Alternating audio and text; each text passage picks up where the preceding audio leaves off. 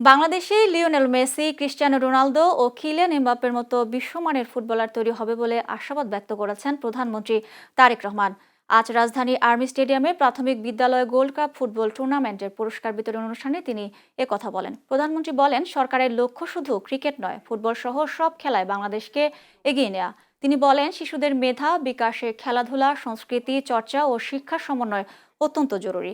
অনুষ্ঠানে তিনি জানান, আগামী বছর থেকে প্রাথমিক ও মাধ্যমিক পর্যায়ে প্রাইম মিনিস্টার্স কাপ চালু করা হবে, যা দেশের ক্রীড়া উন্নয়নে নতুন মাত্রা যোগ করবে।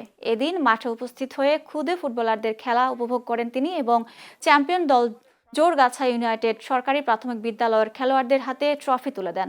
দেশব্যাপী আয়োজিত এই টুর্নামেন্টে প্রায় 22 লাখ শিক্ষার্থী অংশ নেয়, যা বাংলাদেশের স্কুল ফুটবলে এক বিশাল অংশগ্রহণ হিসেবে বিবেচিত হচ্ছে।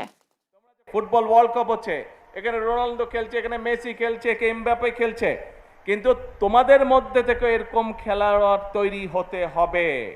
আমরা এইম করছি যে অলিম্পিকে আমরা যাই ঠিকই, কিন্তু অলিম্পিকে যাতে আমাদের রেজাল্ট আরও ভালো হয়, সেই জন্য এর মধ্যে আমরা প্ল্যান প্রোগ্রাম অলরেডি নিয়েছি।